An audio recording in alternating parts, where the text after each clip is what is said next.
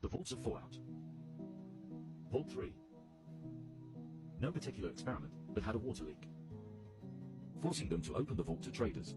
These traders massacred the entire vault and took it over for themselves. Vault 8. After 10 years, the vault opens up and becomes Vault City. Vault City operated uncontested in Northern California for decades. Vault 11. Every year, one person has to be sacrificed, or else the vault will be filled with poisonous gas. However, this turned out to be a lie. But by the time the vault dwellers learned this, it has already been decades. To make it worse, the majority of them perished in a civil war over who the next sacrifice would be. Vault 12.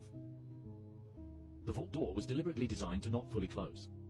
Most of the vault dwellers perished from radiation poisoning.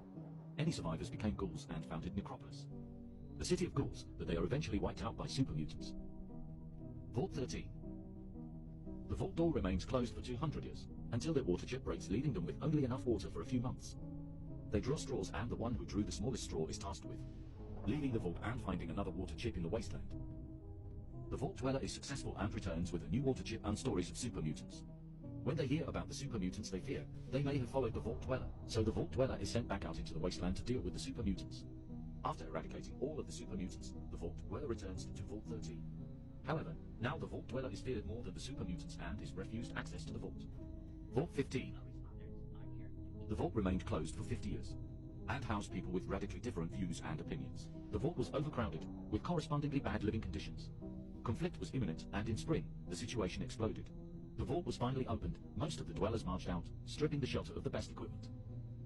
A small group stayed behind, trying to continue living in the now gutted vault. The dwellers that left the vault would eventually form distinct communities. The most significant of these was the village of Shady Sands. The rest banded into raider tribes.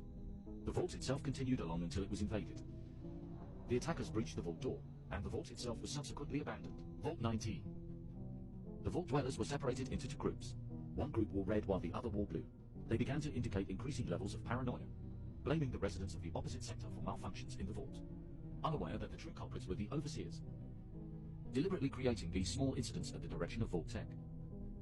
The ultimate fate of the vault's inhabitants is unknown. Like for Part 2.